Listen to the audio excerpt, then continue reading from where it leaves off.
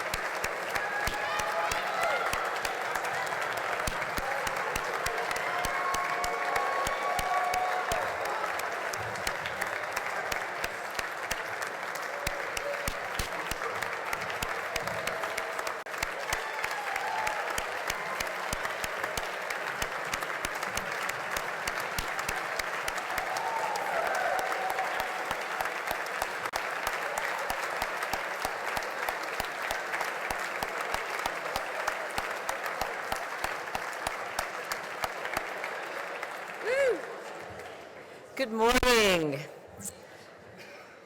Welcome to Sonoma Academy and welcome back to school. It is so much fun to see familiar faces, and I am very eager to get to know all of you who are new to our community. And now I would like to ask all of the returning, those familiar faces, to join me in extending a warm welcome to our new freshmen, the class of 2019, our transfer students into 10th, 11th, and 12th grades, and to all of our parents and guardians. Please, let's welcome them.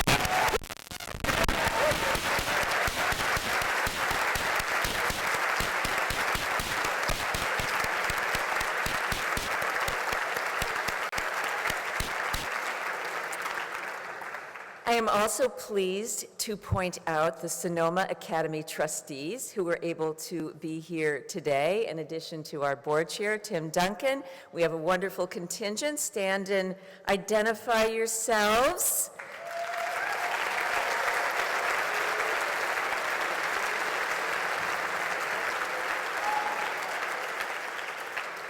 They would love to say hello to parents after Convocation, so if you can, stick around and meet us in the French Quarter, just outside the gym. So each August, we gather as a community to kick off the start of another school year. Convocation, meaning literally to call together, is a tradition I brought with me from my 20 years teaching in a boarding school back east. I thought all schools opened in this semi-formal kind of way, and only later discovered that at some institutions, students arrive for the first day in the fall and just go off to class. No speeches, no bell ringing, and none of this half-day business. As for the head of school, she stands on the curb, she shakes people's hands, and then she has a cup of coffee, maybe a scone, pets her dog. But really, I'm glad we do it like this. At this very first meeting, we begin to get a sense of what kind of magic this year's unique configuration of students, faculty, staff, and parents will create all together. And of course, we want to be together in order to welcome in our new senior class, the class of 2016. Let's hear it again.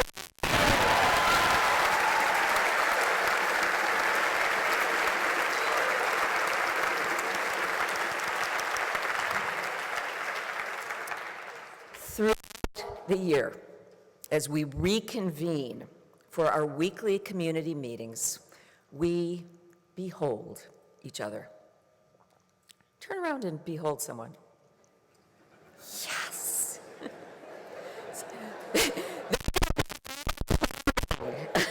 Thing in here. And it is also, be here, be back here, be with me, be with me, be listening to me.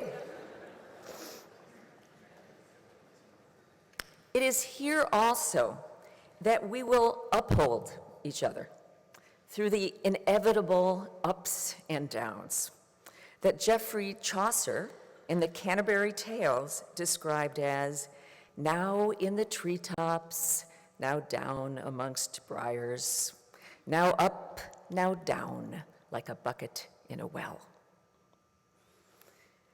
Each year, what I want to say to you at Convocation hums in the background of my mind as I move through the summer.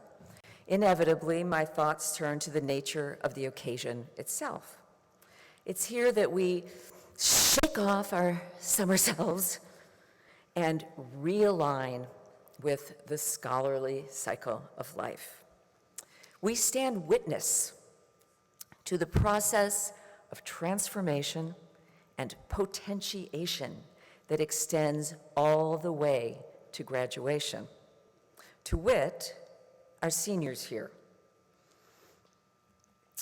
in the front rows. And seniors, I wonder if you remember when you first sat in this gym, wondering what high school and Sonoma Academy were going to be like. And now here you are, the seasoned leaders of our school. I think every year that the new senior class wonders just a bit, will we be up to the standards set by last year's class? Will we have the confidence and the wisdom to be authentic leaders? Seniors, whether you choose to or not, the school, in fact, will look to you for leadership. And I have no doubt whatsoever that you will lead with creativity and imagination. The process of transformation I speak of does not occur only with students. It happens for faculty and staff as well. Joining us for the first time are new faculty and staff members, whom I would like to welcome briefly. Alicia Parker joined the College Counseling Office in late winter of last year, and she will be here. Yeah. Catherine Payton also started last year and continues as part-time in humanities.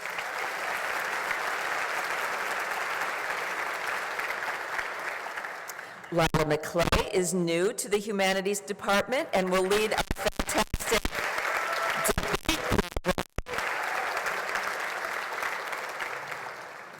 Colette Bizarre is the newest addition to our STEM department. Welcome. And finally, though not new to us, Kirsten Lang takes Carmen's place as Ellie and Jason's assistant while continuing her work in the development office.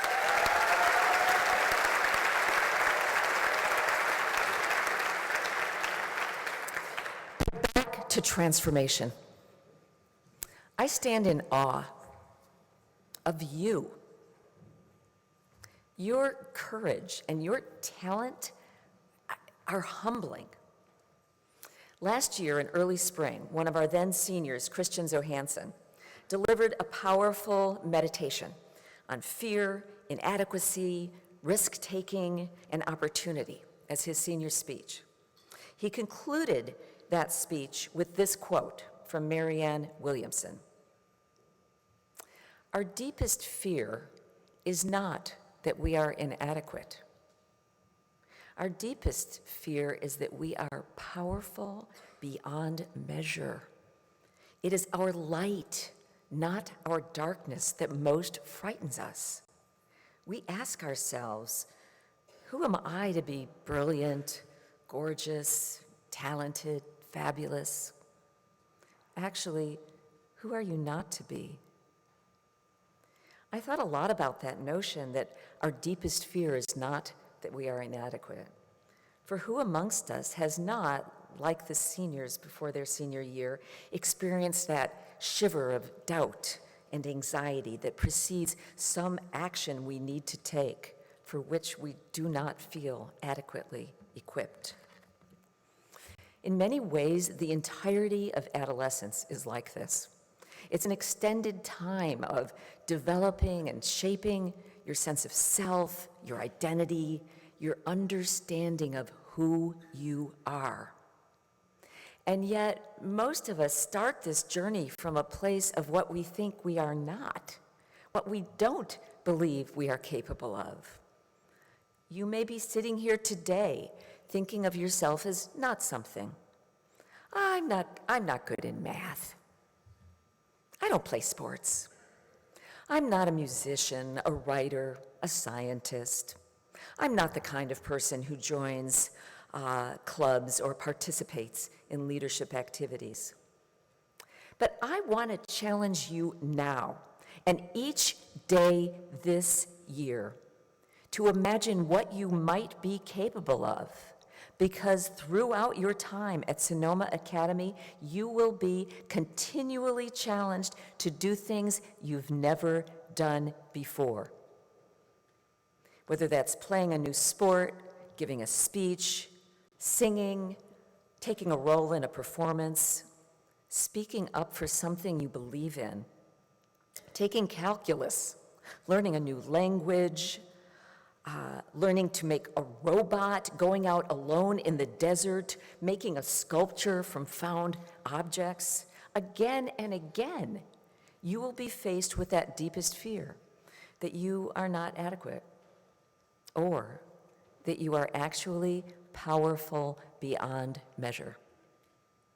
Your teachers here are experts in crafting experiences that will cause you to face these fears and to rise to these occasions, to find yourselves standing in your own light as the brilliant, gorgeous, talented, fabulous young people that you truly are. This summer, the faculty read about and then spent some time practicing the art of improvisation. And believe it or not, this madcap art form does indeed have a few rules or guidelines to follow. And these rules apply just as much to what we try to do here at Sonoma Academy as they do to the comedic process. Famed theater teacher Viola Spolin said that improv is, quote, applicable anywhere that full participation, communication, and transformation is possible. To me, that is Sonoma Academy in a nutshell. According to Tina Fey, see, all you need to do is laugh. Say her name, and you get a laugh. And actor, comedian, director, she's amazing. But she says the first rule of improv is always agree and say yes. Now, this doesn't mean that you blindly accept whatever is presented to you, but instead that you engage with life from a place of open-mindedness, not rejecting, but respecting what is presented to you, agreeing with it, so to speak. So instead of rejecting an idea, a concept, an opportunity out of hand, start with yes and see where it might go. So here's the example that Tina gives in her book. If I say, freeze, I have a gun, and you say, that's not a gun, it's your finger. You're pointing your finger at me. Well, our improvised scene has ground to a halt. But if I say, freeze, I have a gun, and you say, the gun I gave you for Christmas? You bastard! Well, then we've started a scene.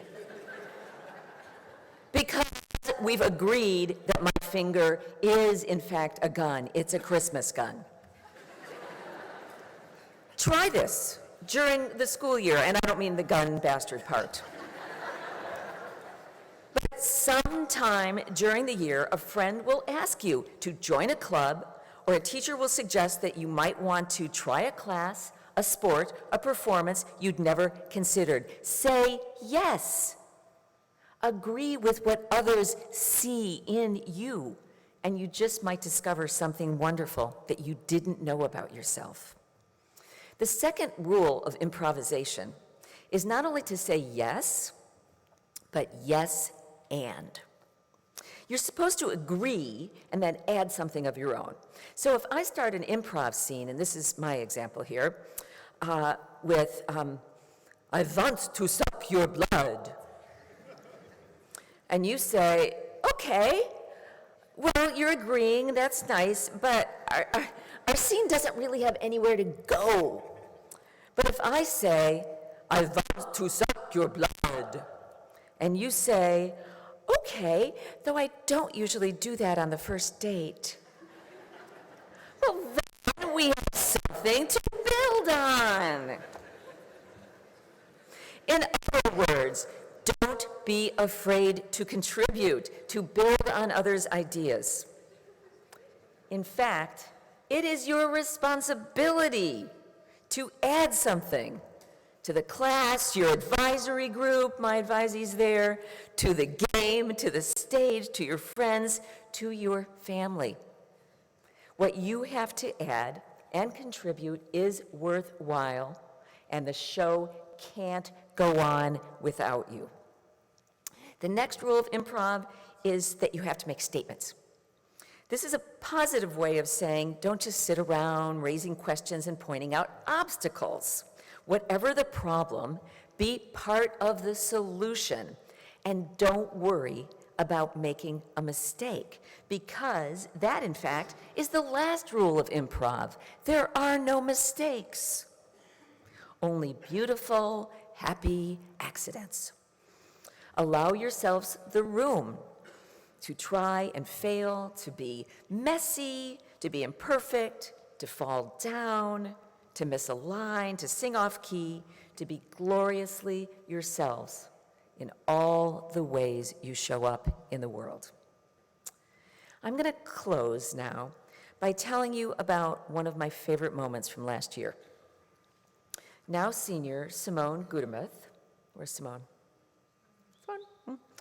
Simone was soliciting donations of brassieres to take to the Dominican Republic, where she was doing a community service project. I stopped Simone out in front of the library, and I asked how it was going. Not so well, she said.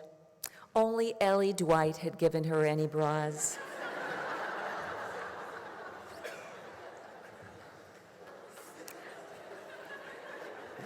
I suggested to Simone that she and I do an announcement together at community meeting. We could wear bras over our clothes, but under big shirts, and then surprise everyone by ripping them open. Simone looked at me a little hesitantly. I mean, I'm the head of school, and we didn't really know each other that well. But then she said slowly, okay, I think I could get us some really big bras in bright colors. And that Wednesday morning of community meeting, we met up in the staff bathroom and we practiced in front of the mirror with our pink and purple bras under flannel shirts. The surprise announcement was a success. But much more important, so was Simone's campaign. In July, Simone sent us some fabulous pictures from the DR where she and her compatriots had passed out over 700 braziers. Yeah.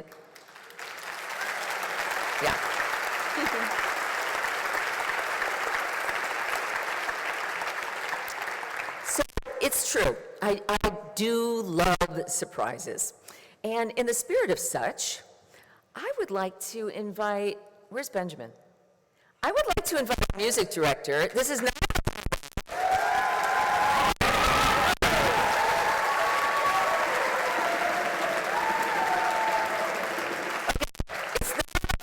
I think we can move with it. So you want to say yes to Benjamin singing the song? Yes, yes. Benjamin. As you guys know, I do a lot of musical theater, and one of the ridiculous things about musical theater is that somebody starts singing, and then all of a sudden there's like a choir. There's like a group of people singing with them, like as though that would have made any sense in the scene. And you just kind of have to, roll with it and say, okay, so in musical theater, somebody has an emotion and they start singing about what they're feeling, and then all of a sudden the room is filled with people singing about it. Anyways, I was thinking about doing this song called Climbing Up the Mountain, which is this really fun song.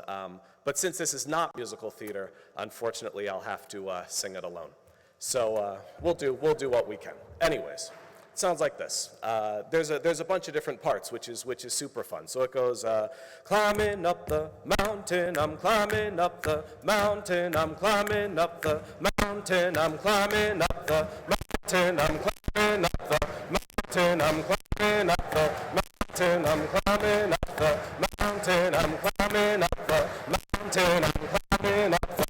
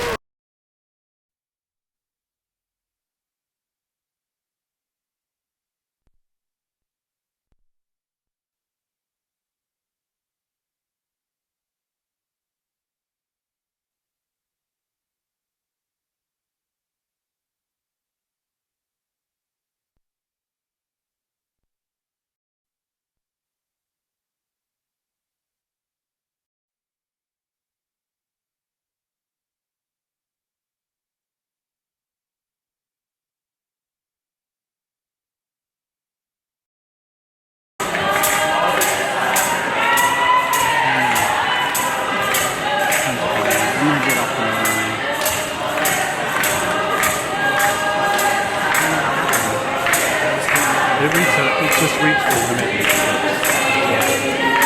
We should do it on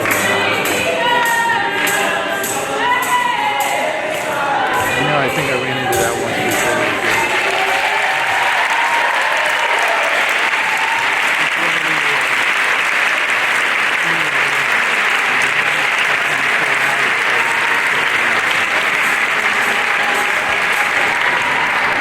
Nothing like a little gospel music.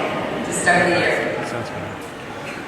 Another thing I love about Convocation at Sonoma Academy is that we get to invite an alumna or an alumnus to share with the community a little bit of his or her journey after Sonoma Academy. We are so pleased this year to welcome back Atsiri Fonseca from the class of 2011. If you could see Atsiri's photo from freshman year, you could not believe that this could be the same person. She was a peanut. A little girl, but with big courage and conviction. Atsiri's parents emigrated from Mexico, and I'm so pleased that Atsiri's mom is here today.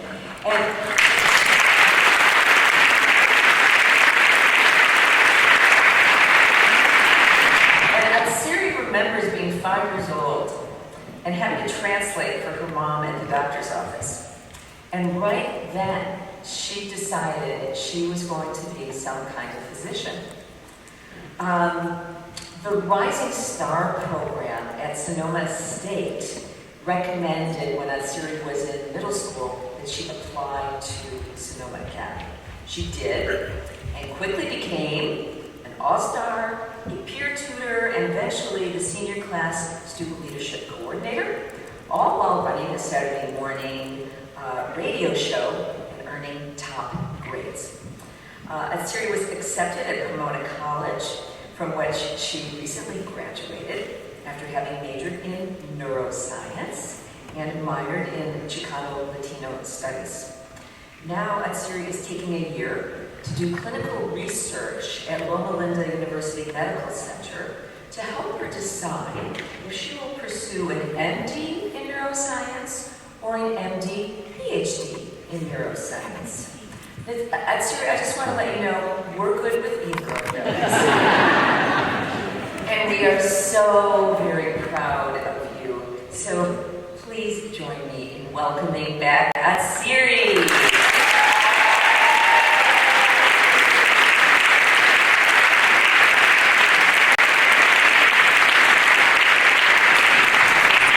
Good morning, buenos dias. Thank you for that introduction and thank you for having me today. Just to reiterate, my name is Atsiri Fonseca and I graduated from SIG back in 2011. I'd also like to welcome all the new students who are here beginning their new academic year. And I'm so honored to be here and share a little bit about my journey since graduating from SIG. Now, when my family first approached me about being this year's alumni speaker, I was a bit of a loss for what I would say today. After all, I just recently graduated from college and entered what we call the real world only but a couple of months ago.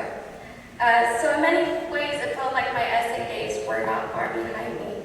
But then when I talked to Jane Logan, she told me to tell my story and to speak from the heart. Now, for those of you who are new to Sonoma Academy, what that basically means is to be genuine with your words. So after thinking about it for some time, I decided that today I would like to share some of the reflecting I've been doing on my essay experience and its influence on shaping me as the person you see in front of you today. First of all, I would like to say that there's no other place like essay. As I began reflecting on who I am today, I've been thinking a lot about who I am, what I'd like to do now, and what I would like to do in the future. And in all of those things, I can see a connection or to some experience or person I met at essay. When I first applied to essay as an eager 8th grader, I knew that essay would be a life-changing experience, but I never knew to what extent. I remember going to an open house and seeing the passion teachers and staff had not just for educating the students, but helping them grow as independent, comprehensive, and astute individuals in an ever-increasingly demanding world. I remember looking at essay pamphlets and brochures over and over again before entering essay and thinking, this is where I want to be. I want to be a part of this community. Freshman year was memorable, and how could it not be? That's when I was introduced to Brandon's storytelling, Jamie's humor, my Benny's vibrant energy, and Sam's passion for science. As I moved through sophomore and junior year, I was always challenged, not just academically, but as a person as well. To think more critically about the issues we can face in society, whether they be deeper issues related to race, class, or gender. Keep in mind, even though SA challenges its students, it equips them with the best tools, the teachers, who should really be called mentors, because that's what they are. Mentors who help students navigate and extract the most from the class material. I would love to go through each and every teacher and mention one thing about how incredible they are, but unfortunately my speech will run into next week. But I would like to mention some of the key mentors who influenced my career aspirations and even my choice of college during my senior year. It was my senior year when I took an anatomy and physiology class with Sam and learned about the brain. I remember the day in class we learned about the neuron and its basic functions. And that was the day my fascination with the brain and all things neuroscience began. I was fascinated with how the neuron, the fundamental unit of our nervous system, along with billions of other neurons, orchestrate in an elegant and yet complex biological dance that comprises who we are, what we do, how we do it, and why we do it. Then came the daunting task of choosing colleges, something I know all of you seniors are looking forward to. And in the end, with the help of David Ryan, I ended up choosing Pomona College, an outstanding liberal arts college in Claremont, California, which also had a comprehensive neuroscience program. And that was it. But before entering college, something else happened to me that summer. I became a finalist for a national scholarship through Univision. And for those of you who don't know what Univision is, it's the largest Hispanic television network, and won the scholarship. That scholarship also changed my life significantly and helped me get through college.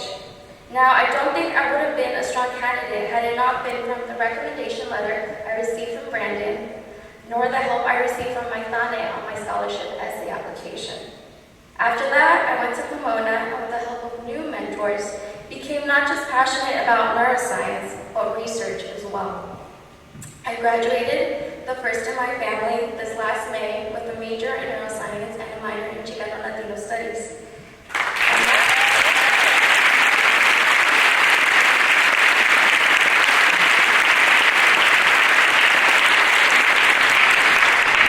And now, well, we are right back to the present. I'm currently taking a year off to do intensive neurosurgical research and figuring out my next move in my career. But, as you can see, every step I've taken since SA has been a catalytic series of events that have led to the person giving you the speech today. One of the other reasons I chose to come today is to personally thank all the people who've mentored me. But most of all, I wanted to thank Sam, because I don't think he knows how much he helped shape me as not just as a student, but as an individual, a scientist, and now a medical researcher. So here are my words of wisdom I'd like to leave you with. To the seniors, embrace this year and take lots of pictures. They're fond memories you'll probably hang up on your freshman dorm room in college. Juniors, don't forget to breathe between all of the college preparation and take a class that challenges you to step out of your comfort zone. Sophomores, enjoy this year, take electives you enjoy, and invest in your friendships. And to the freshmen, welcome to the SA family. You're in for a ride, and I can assure you it will be a great one. Thank you.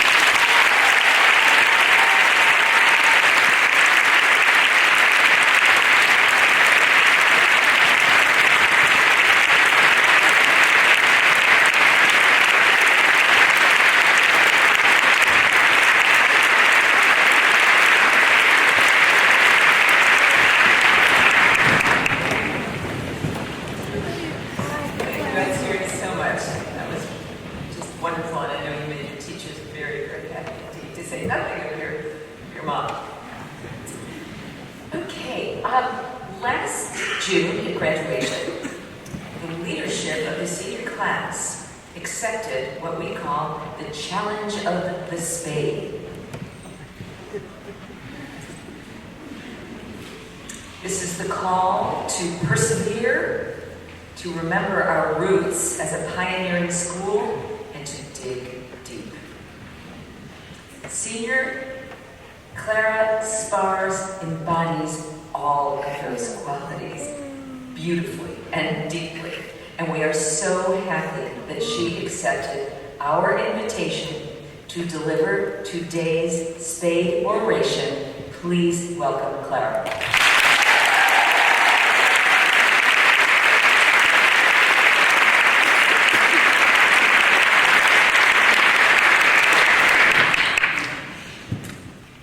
Starting when I was very young, it became an annual tradition for my grandpa to take me and my younger brother to the Petaluma Pumpkin Patch just before Halloween.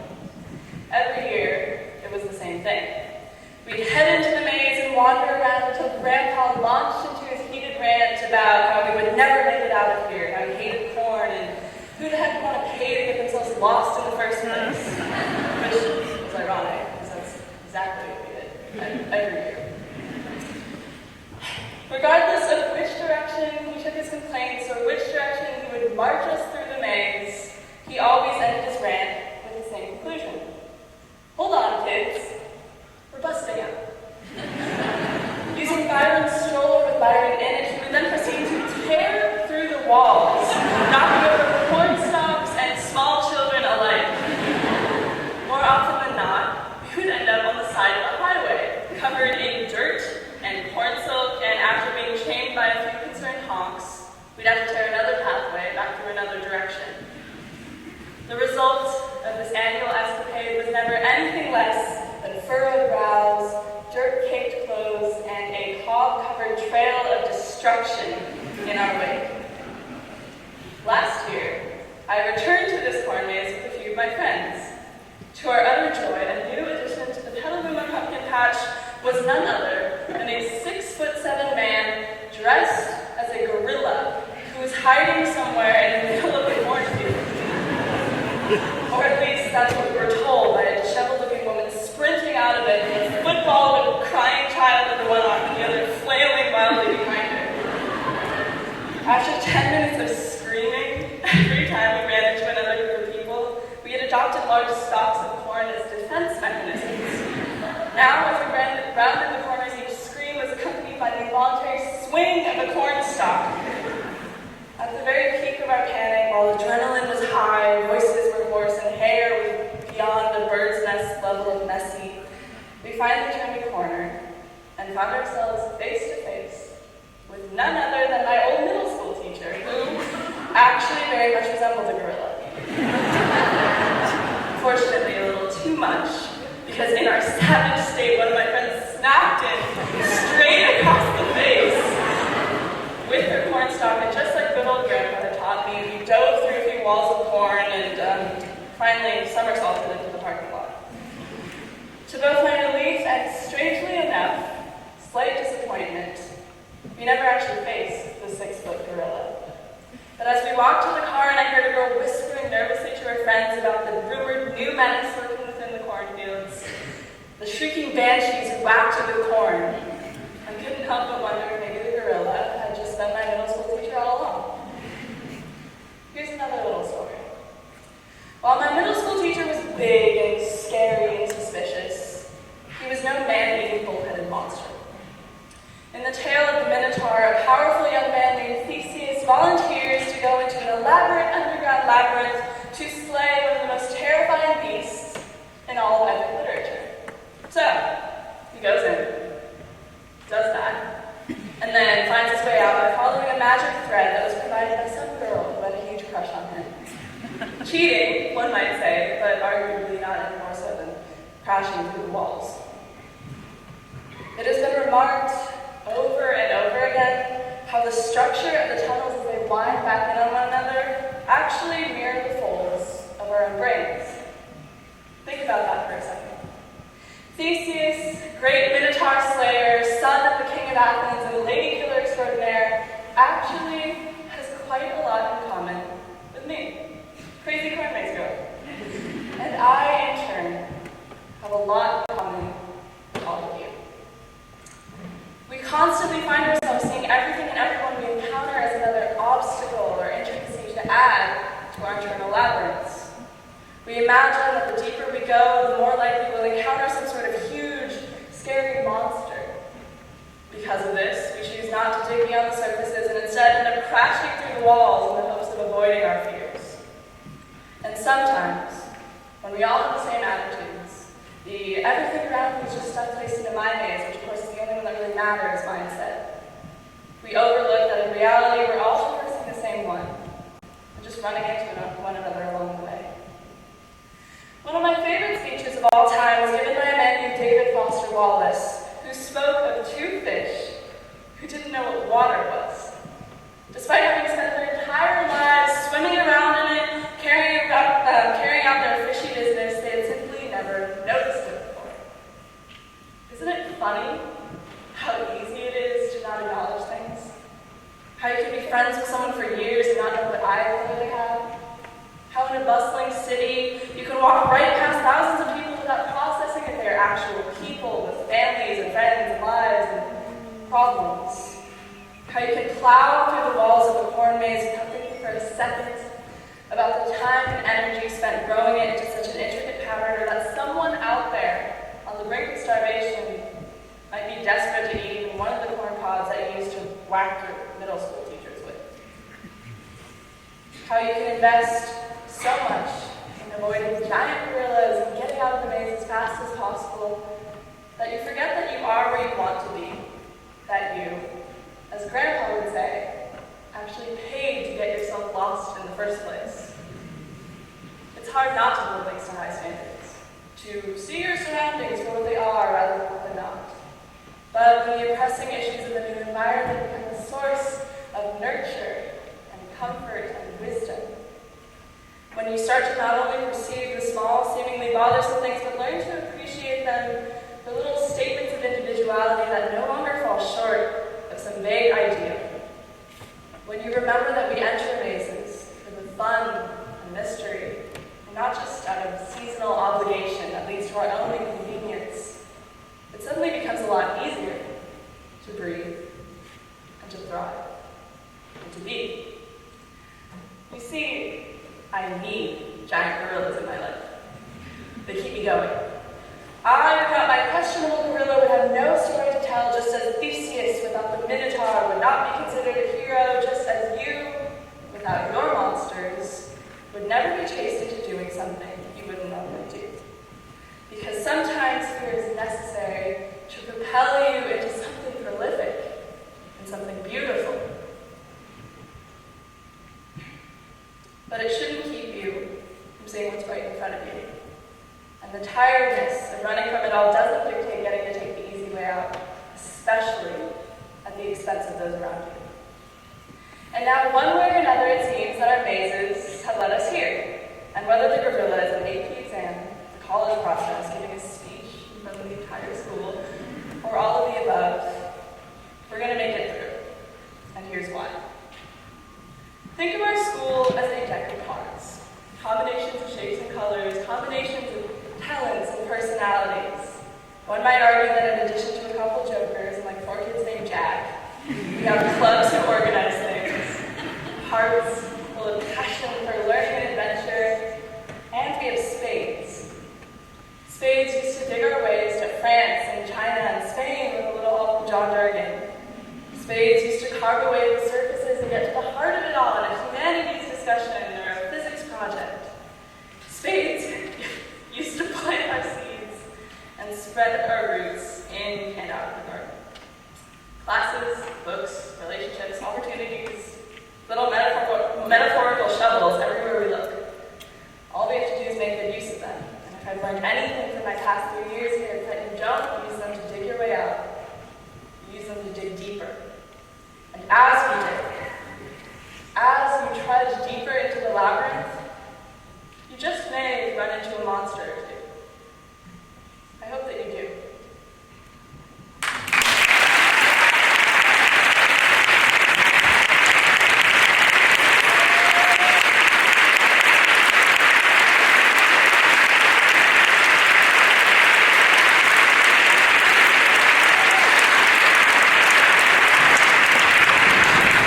You can see what I mean about how we are humbled over and over again by our students. Benjamin, I think it's time to sing the school song.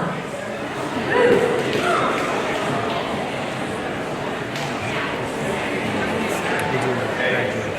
guys have possibly a program? And if you do have a program, then on the back of that program, you will find words to our school song. Naturally, if you're a student here, you already know the words to your school song. Right, singers? Let's start here.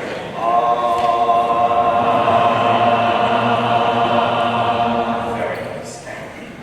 When the sun shines on the valley, you're in our hearts forever. When rain falls on the hillside, you're in our hearts forever. And though we'll travel far, from mountains to the sea, you're in our hearts forever. Sonoma Academy, Sonoma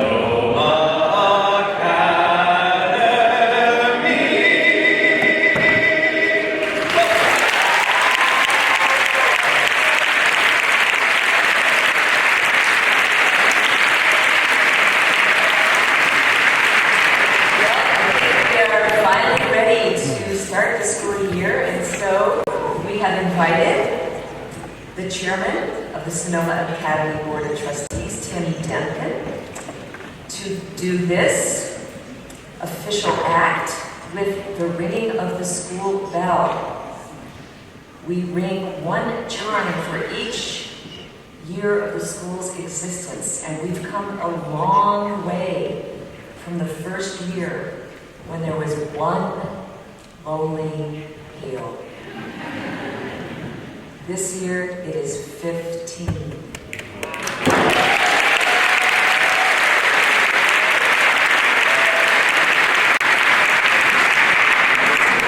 Afterwards, Mr. Duncan will dismiss the seniors to form a cordon, 2 by 2, towards the back door. And then the freshmen will go out and a senior will grab you and escort you to class. And then the rest of you will be dismissed. Don't forget that we meet in advisory and you'll be choosing your exploratories there today. Advisory locations are posted on the library floor. Parents, please stay to meet the trustees. And now Mr. Duncan, if you'll do the honor.